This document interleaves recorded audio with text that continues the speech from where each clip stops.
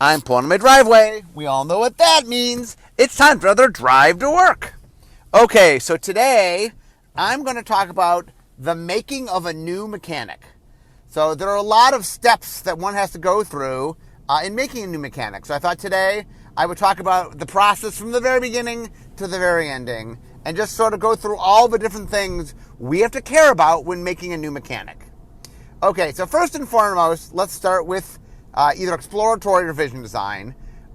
So there's one of two ways you tend to get a new mechanic. Number one is you create a mechanic because you get a cool idea for a mechanic, or you just have an interesting idea, and you sort of just go, oh, here's a neat idea. Maybe we could build a set around it. Maybe so for example, modal double-face cards existed as when we had made transforming double-face cards, we realized that we could make modal double-face cards. And so I was always looking for a place to include them.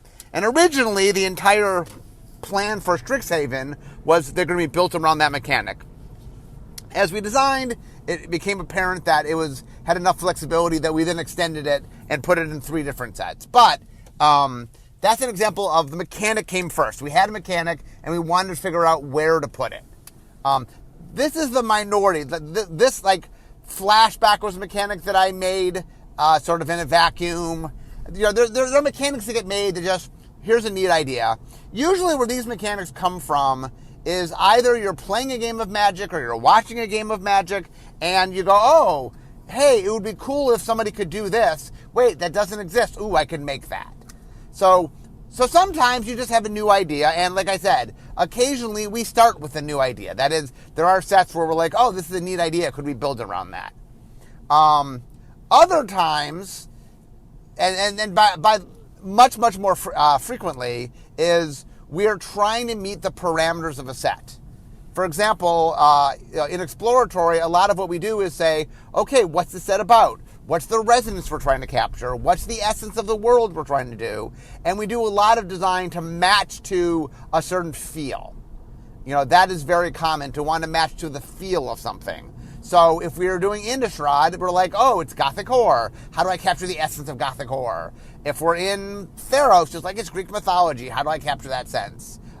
So there's a lot of design that comes from trying to capture the essence of what things are. The other thing that often happens is we're partway into design, we have some things already, and then what we're trying to design is to fill in the gaps of what we don't have. For example, Entwine came about because we needed a spell mechanic. And we had a lot of mechanics that were about artifacts, but it's like, oh, well, not everything can be on permanence. Could we have spells that care about, how do I make a mechanic that's more about spells? Sometimes it might be we're trying to make a smoothing mechanic. That's something that helps improve your draws. Sometimes it's a mana sink mechanic. We're trying to give you some means to spend extra mana. Sometimes it's trying to play up a certain card type that's not. Sometimes, depending on what we're doing, often what happens in exploratory and vision is we're trying to fill in the gaps of something. So there's a lot of different ways you can make a new mechanic. Like the origins of a new mechanic can come from all sorts of places. But at some point, and the other thing that's interesting is, even though if you make a mechanic, you still need to make sure there's a place for the mechanic. And so a lot of exploratory design and vision design is, exploratory design is more seeing what's out there, experimenting, trying things. And then vision design is more about, is it cohesive to the set? Does it fit in the set? Having a cool new mechanic is great, but if it doesn't fit to what the set is doing, then it's the wrong set for it. And we make mechanics all the time that don't end up going where they originally designed for. Energy is a classic example. Energy was originally made for original Mirrodin, but we didn't end up finding home to it until Kaladesh. Foretell, for example, was the early version of Foretell was a mechanic called Layaway, where you could pay off a spell over time, based on a mechanic, I think, from the original Star Wars trading card game that we made. So the idea is that you get ideas in different places, but the first step in vision design is, okay, this neat idea, if it already exists, does it fit in the set we're doing? And if it doesn't already exist, you're trying to make something that does fit. So that's the first thing, basically, is the sort of what I'll call the vision design test. am I making vision design happy? Is what I'm making fit the needs of the set? And usually when we play test, the first thing we do is, I don't worry about, I'm going to start naming all sorts of things we have to care about. Early on, I don't care about any of them. All I care about is it fun?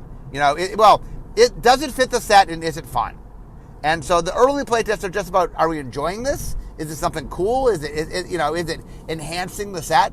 And so the very, very early thing you do with a new mechanic is just kind of see, like I said, does it fit? Is it fun? Those are the first two things we care about. If it doesn't fit, well, okay, this is the wrong place to put the mechanic. If it isn't fun, do we want to make this mechanic? There are mechanics we have come up with that were mechanics. I mean, they mechanically did something, but we played with them and this isn't really fun. Like, for example, in original Zendikar, we tried a lot of land mechanics, and what we found was a lot of them weren't fun. Like, the precursor to landfall was cards that you could give up a land drop to do something. And what happened was people were doing it because that's what mechanics said to do, but then they were sort of causing mana problems for themselves and oftentimes not even realizing what they were doing. The game would end up not playing well, and they wouldn't have fun, and they weren't even aware that the decisions they made necessarily led to not being fun, but we found it just wasn't fun. And then we said, okay, like landfall came about, we're like, well, what's the fun thing to do? Well, instead of rewarding you for not playing land, how about reward you for playing land? And that ended up becoming a much better mechanic. So anyway, early on, there's and a big part of vision design is we're going to play the mechanic, understand whether we like it or not, and then once we do like it, what elements of it do we like? A lot of early playtesting with a new mechanic is, where's the fun in the mechanic? Where's the cool part of the mechanic? Now, another thing we have to figure out very early on is design space. And what I mean by that is, how many cards can this new mechanic make? Is this going to be on 5 cards, 10 cards, 20 cards, 30 cards, 50 cards? How many cards can the mechanic support? Now, there is a little bit of looking forward with a new mechanic.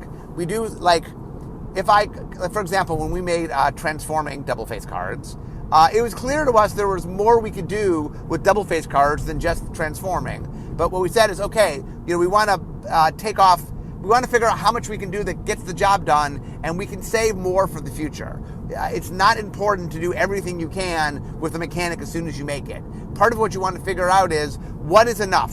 Like, once you figure out it fits your set and it's fun, then it's what is enough? What's the right volume that you need? How much does it want? And a lot of the volume has to do with A, how much design space is there, and B, how much space in the set is there. Another common thing sometimes is you're like, oh, well, I can make a lot of this mechanic, but the set only needs 10 cards or 15 cards or something. So it's a matter of sort of what can the mechanic do and what does the set need. Now, sometimes we come up with a mechanic, Cypher's a good example, where we were stretching to fit it in. We're like, oh, we don't need that much, but even that much is kind of a stretch. And so you do have to figure out whether there's enough that you can make enough for the minimum of what you need. Sometimes mechanics will get tossed because it doesn't meet the minimum. We can't make enough cool designs with the minimum. Having more than we need, sometimes we'll push that off. Like, for example, Suspend got designed originally by Brian Tinsman in, I think, Saviors of Kamigawa, and it was just too big a mechanic for the space he had for it. We're like, oh, that's a much grandiose mechanic. There's a lot of bookkeeping, and it's going to ask you, the player, to really commit to something. Well, that's going to require some space. Like, we don't want to make a mechanic that has a big ask for it and put it in a small space. If the mechanic's really going to take some concentration and dedication, okay, we want to make sure there's enough space for it. So sometimes we push back a mechanic because it's bigger than the space allotted. Sometimes we push it off because it's not big enough for the space allotted. So anyway, vision design has to figure out those things. The other thing vision design has to look at is what else is being done around us. What are the sets before us? What are the sets after us? Now, normally, the sets prior sort of have, they have precedence in that they can go first if they need to. Like, let's say I'm going to make something and the set after me wants to make the same thing. Well, if my set really needs it, the other set has more time, they'll find something else. But if the set before us needs it, then usually the set before us will take it. Now, every once in a while you're doing something, it's really organic to what the set is. A good example might be, we're going back to a world. We're going back to Zendikar, and landfall is pretty iconic to Zendikar. Maybe if there's a set right before us that wants to do landfall, but we're going back to Zendikar, maybe we go, well, maybe you should find something else. We ought to have landfall the set right before Zendikar and not in Zendikar. So there is, every once in a while, the later set gets priority, but usually if it's like core to the identity of what it is. But anyway, you do have to look around and make sure that you're not doing something too close to something else. And it's not always the exact same mechanic. Sometimes it's just playing in the same space as that mechanic. It's like, like for example, maybe one set is doing some graveyard mechanic, flashback, unearth, something. Like for example, I don't think you would do flashback and unearth in back-to-back sets unless you were very consciously doing it. They're not exactly the same, but they're both kind of like, I get cards in my graveyard and then I can reuse them for my graveyard. So they're similar, and so I don't know if you would use them right next to each other without being purposeful about it. Now, sometimes, we might use the same mechanic in 2 sets back-to-back because it makes sense in both sets and there's some synergy in standard having both of them. So it's not that we can't have similar mechanics, but we want to do it with eyes open and meaningful. So vision design has to keep out of, like, what are other sets doing? What are we doing? Is that okay? Okay, so at some point you figure out it's a fun mechanic, it fits your set, it blends with the things around it, and it is of the right size that it fits your needs from a design space standpoint. Okay, now we start going outside the vision design team. Now we start asking people that aren't on the team. So the first place we normally go when we're doing something new, once we're pretty sure we want it, is we go to the rules manager. Because the next thing we have to figure out is, okay, do the rules support this mechanic? Is this something that they can do? And sometimes you have a general sense. Usually, for example, if you're extrapolating, like if we do what I'd call a kicker mechanic, which is I'm spending extra mana for an extra effect. Okay, that's very kicker-like. We have kicker. We understand it. That kind of mechanic usually is not going to be a problem. But you never know. Sometimes what you think is, oh, this won't be a problem at all. The rules manager goes, ooh, that is a problem. Or sometimes you go, this will be hard. And they go, no, that's easy. The one that usually is easier than you think is you're messing in a space that's never been messed before. And it's just a matter of, okay, we have to write rules. The rules don't exist. We have to write the rules. And usually the rules manager is like, okay, let's figure out what we want, what's intuitive, what matches how other rules work. I mean, you want to create synergy with the rules so they work as you think they would work. But if you're playing in truly blank space, hey, you got to figure out the rules and you have the freedom to do it. What's a lot trickier for the rules is when you're playing similar to something. We're like, well, we have done this, not exactly like this, but we have to keep in mind these other things, So, for example, when I came up with split cards and I went to the rules manager says, okay, I get it. You have 2 cards in your hand. It represents 1 of 2 cards. You can play it. The rules could handle you playing 1 of the 2 cards. It acted like a mode. The rules had things for modes. But it did ask some new questions that had never been answered before. For example, what color is the card? What mana value is the card? What, there's just questions that we never had to answer before because we never had 2 cards on 1 before. So we had to answer those questions. And, because that was playing in new space, there were some brand new things that we had to figure out. And once again, when you're playing in brand new space, it's not that there aren't answers, but you want to make sure you're consistent. Another area that happens every once in a while is you want to do something, and the rules manager says, okay, yeah, we have rules for that, but this one thing you're doing, the rules can't do it that way. And usually when you work with the rules manager, it's about figuring out how to make what you want to do work.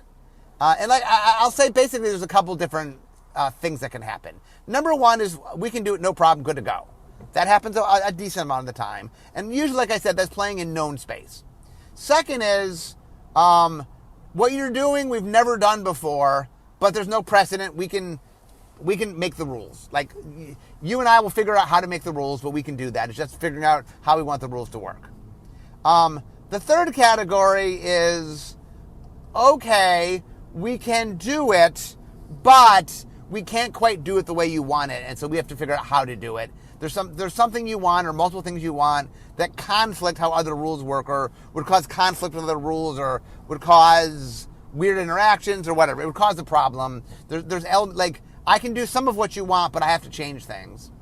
And then the final category, which happens very infrequently, but it does happen, is we just can't do that. The rules don't support that. And a lot of those things, like we talk about getting into territory. I did a whole podcast on this. Oh, I want to care about something like expansion symbol or watermark, or there's things that I want to care about that the rules can't care about. Because in the normal rules, all cards are equivalent to the English version of the card. So if we were print a card, it might have a different artist or a different rarity or expansion symbol or watermark. So all those things you can't care about. And a lot of times, for example, I will try to come up and care about something, and there are reasons why I think we could do this, and you can't. So if you look at a lot of cards, Grusilda smashes cards together. There's some elements of that the rules have problems with. I have cards that sort of make effects, staying power, makes effects last forever. There's some problems there. There's certain, what happens often case is what I'll call the corner case problem. Well, sometimes it just can't do it. Sometimes it can do it, but it would cause a problem with another rule in a way that they don't know how to address. And there's no answer for those two things interacting. Anyway, so you go to Rules Manager. Yay, we're great. We have to write new rules. We need to make some changes, or it can't be done. You get one of those feedbacks. Except it can't be done. Okay, we're still going on. We're just figuring out how it happens. One of the things that also happens early on, and this is usually in Vision, is we have the Rules Manager just do what we call a dirty pass at sort of what we think it'll look like. How do you think it'll work? At the same time, sometimes you get into templating. So templating is, how's the card officially written, right? What are the words for the card? How do you do that? And so in order for that to happen, you need, usually you'll get your editor involved. Sometimes the Rules Manager and the editor get involved. And it's just a matter of can we say this in a way that's understandable on cards? And whether it works in the rules and whether it works in templating are connected but are separate issues. It might work perfectly well in the rules, but there's no good way to template it. Or there is a way to template it, but not short enough to fit on a Magic card. You have restrictions. There are, there are printing restrictions, and I'll get to printing in a second. But anyway, so you have to figure out sort of, I want to make this work, and how you template it and how it works in the rules are often intertwined. Oh, you want it to work this way? Well, we have text for that. That's how you write it. So sometimes it's I want it to work this way, but the wording of that, the templating of that is so unwieldy, you're oh, I guess I'll do this other thing because it's half the words. So when you're working with the rules and templating to try to figure out kind of the practicality of how to make your new mechanic work, there's a lot of different factors there. And sometimes rule begets things, sometimes templating begets things, sometimes they each do, but you sort of have to tackle each of those. Now, normally what happens is in Vision Design, we will go to the Rules Manager to understand how we want the rules to work, and then we'll go to our editor. Usually we have an editor assigned. The set has an editor assigned. You usually know that in Vision. And then the editor will make what we call a dirty pass, which is, here's a rough idea of the template. It's not perfect. It's not exact. It's not answering all the corner cases, but it's good enough to get a general sense of what it will look like. And the reason that the rules and the templating is really important is, as you have to start designing cards with the new mechanic, you have to understand what it can do, because how it functions has a lot to do with how you design it. You need to understand those things to make a new mechanic, to make cards for the new mechanic. So you need to understand the rules. You need to understand the templating. And like I say, rules can kill mechanics. Templating can kill mechanics. Now, usually with a mechanic, you can get a general sense early on of, can the rules support it, and is it templatable? Not that you'll have the final rules, not that you'll have the final template, but our editors and the Rules Manager understand well enough to get a ballpark of, hey, we do think this is possible. It doesn't mean that they'll solve everything. It doesn't mean there's not a lot of work down the road, but it's more you can get a general sense of a sign-off, I think the rules can work for this. I think this is templatable. And in vision, you want to figure out both those things are possible. Like I said, it's not that the rules all get figured out. It's not the template all gets figured out. That gets done in set design. But you want to understand, like, am I asking the impossible? And that those things can require you to make changes. And you want a lot of vision's proof of concept. So you want to make sure your things are viable. Okay, the next team we have to talk to is play design. Because are we making something that's balanceable? Are we making something that can be made and pushed for constructed?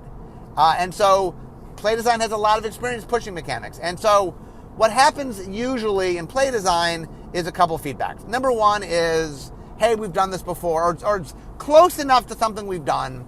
You know, a kicker like a mechanic is a good example. Hey, we've done that infinite times. We got it. We understand it. We know how to make that happen. Sometimes it's, wow, this will be a real stretch. We really are skeptical we can make this work. And then the third category is we don't know. You are playing in space we've never done before. We're not sure. And when you're playing in new space, they'll do the best they can to extrapolate, to think about comparable things. But sometimes you're asking play design something that is going to be challenging. Usually the rule nowadays is we try to give them no more than one sort of challenging mechanic, meaning, hey, we're going to make new things. We're going to do things we've never done before. It's okay to challenge play design, but let's not do multiple things. Like one of the problems we had in Ikoria was we gave them two different things. Both Mutate and Companion were very, very complex. And one of the problems with Companion was they kind of ran out of time. Like we just gave them too much. And the takeaway from that is, okay, we really should give play design one sort of really challenging thing. And not that it has to have any challenging things, but it shouldn't have more than one. Another big thing that comes up in play design is what we call knobbiness, which is how many things are there that they can tweak. Numbers are the best. So, for example, if you're doing a mechanic, let's say you're doing a kicker-like mechanic, well, that has a main cost and has the additive cost, right? Well, that's two different costs. That helps a lot. Sometimes, something that, like, oftentimes when you're making mechanics, there can be a number. Like, one of the feedbacks we get sometimes is, we'll suggest something and like, okay, well, could there be a number? Could there be a number there so that we could change what that is? If we could change the number, that makes it easier for us to design it. If it's locked to one number, that is harder. And so play design will give you some feedback. We have what we call a no-go meeting, where we get a lot of feedback from a bunch of people. Play design is the biggest piece of feedback, and it's kind of like, can we work with this? Are you making something? And the go, no-go usually happens near the end of the third month in a 4-month design, so that you have a month to adapt if there's problems. But anyway, that's another thing. Okay, can this thing be balanced? Can it be made? Now, sometimes we'll make something and say, you know what, this is just going to be for limited. We don't expect this to be for constructed. But usually we like all the mechanics to at least have a shot at being something constructed. There are sort of, every once in a while, what I'll call workhorse limited things that we make that are just good for limited and casual play type stuff. But, and the other thing, okay, so the next thing we have to talk to after play design is casual design.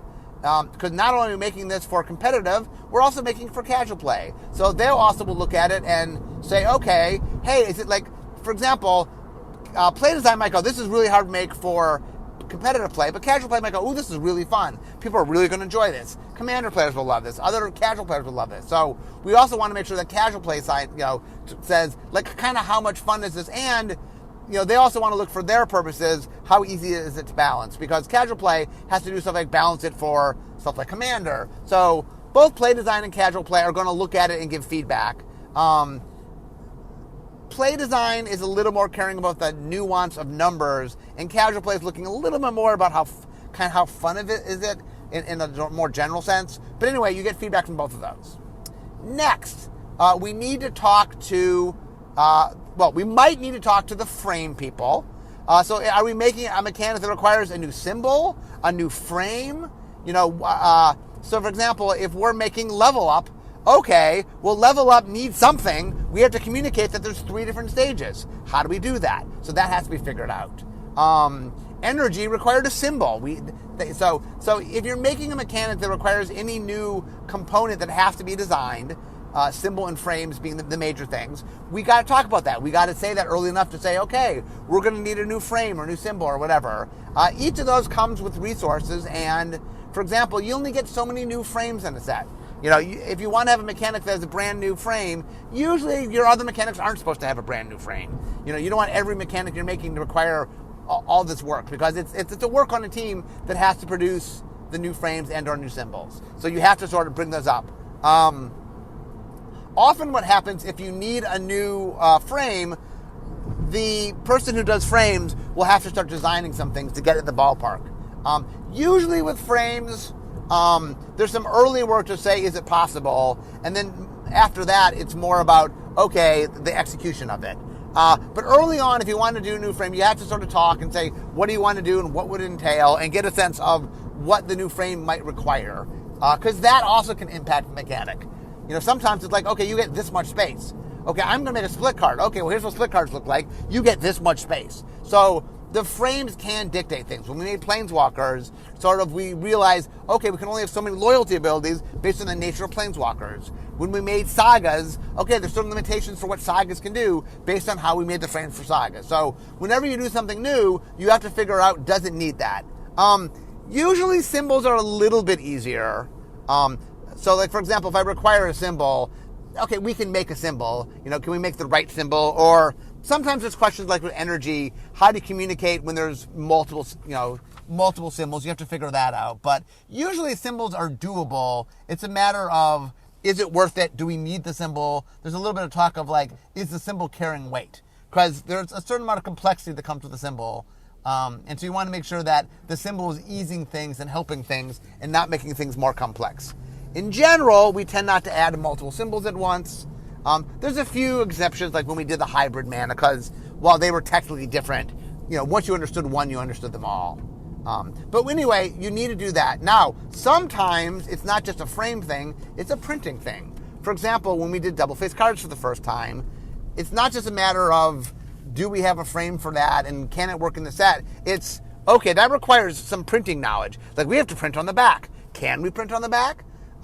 It's not often that a new mechanic requires printing, but it has. And usually I need to sort of commit early on, and this is usually in Vision, where I go to like Aaron and say, okay, Aaron, we want to do this thing and we need to get printing involved. It impacts printing. And there are sets that do that, and the key whenever you're doing that is you got to sort of commit pretty early, because it takes a lot of time. There's testing that has to be done. They'll do print tests, and they have to talk to vendors, and there's a lot of complicated stuff that can come when you're asking a new printing demand. And sometimes, a double-faced card is a great example. Originally, we wanted a double-faced card to come with a single-faced card and appear in the same pack. And one of the feedbacks we got from the printer was, we could only do that 90% of the time. Oh, well, that wasn't good enough for us. So it changed how the mechanic got executed. So sometimes printing, the reason you talk to printing is you have to understand what can and can't be done so that you're able to do it. Next up is digital. We're going to take this mechanic and put it into a digital form. What problems are you causing? And the things that cause problems in other sections, like digital is very interesting, and something that might be very easy for everybody else could be a huge problem for digital. For example, limiting what the mana can be spent on or where the mana can come from. That's a really big ask for digital. That might not be that big for rules or that big for play design, but it's a big ask for digital. And so usually this happens end of Vision, early set design. We'll go before digital. Usually the first one is in Vision, and then it happens again, but in set design, where we talk to digital. And digital might say, okay, once again, this is no problem for us. This is something we can do, but it requires some amount of resources, and there's some give and take of how much resources and how important is it to the set. And, if you make this slight tweak, it's easy for us. Could you make this slight tweak? Stuff like that will come up. And then sometimes they say, we can't do it. Like Future Sight was messing around with a cycle of cards that did something this game and then in the next game of the same match, kind of playing off something we had done in Unglued, the double cycle. And what digital said to us is, there's no connection between games. We can't have one game affect another game. Like, that's not how the code is written. That there's no way to communicate between games. That is if you make those cards, we cannot make them in digital. Now that doesn't happen very often. What's much more happen is we can do it. It's a lot of work.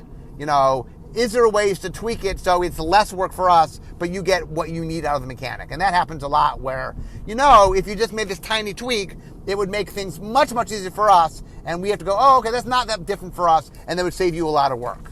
But anyway, we have to talk to digital and understand that. Next is organized play.